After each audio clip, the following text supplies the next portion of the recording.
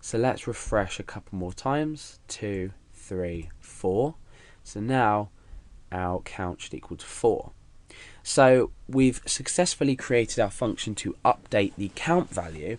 However, what we need to do now is we need to check whether the our IP address already exists in the table, but we haven't actually input our IP address into the table yet. So we need to do that first. So let's change this back to 0.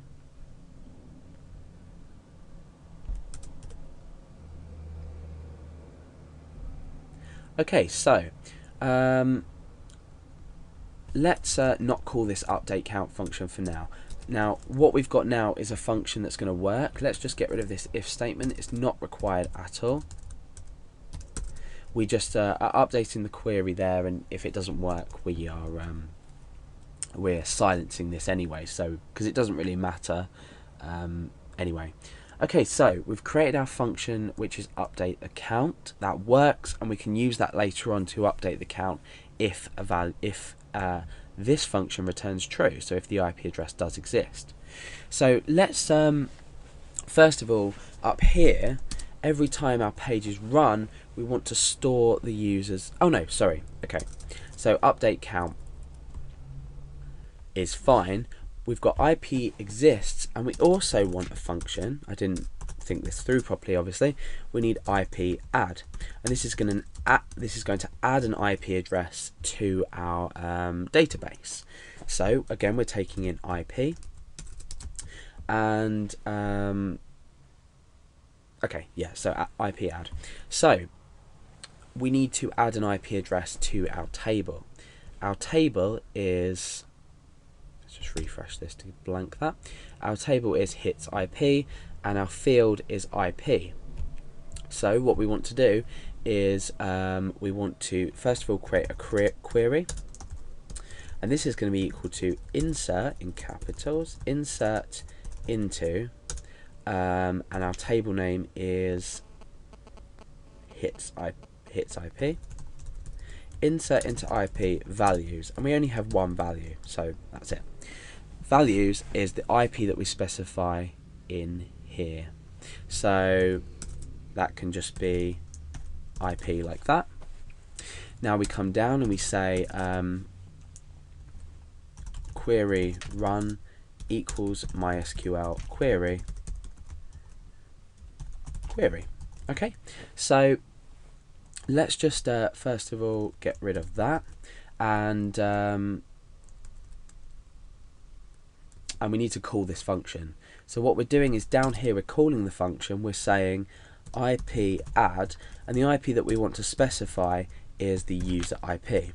So we call this function, the user IP, which we've grabbed from our server data, is transferred through to this function and is added to the database, because we're taking this argument here and putting it in here. Okay, so user IP is added to a database. Now let's check if this was working. Let's go back and refresh. Okay, let's go into browse, and you can see that our IP address has been added. Okay, so we also have a problem here in the fact that a duplicate entry might exist, so we might have two of the same IP address in here.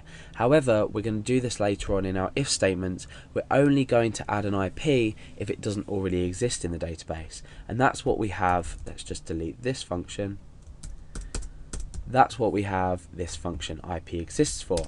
Now remember, we got the global user IP from here, so we're accessing this IP address from outside the function. Now we need to, well, I've added the IP into the IP address, so now we can check if it's there or not. So we're going to perform the check first of all while it is in there, then we're going to perform the check after I've manually deleted it. So IP exists. First thing we need to do is create a query, and the query is select IP from, and we can put these in there, select IP from hits IP where IP is equal to user IP. Now let's run this function and then I'll explain a bit about what we're doing, or what we're going to do.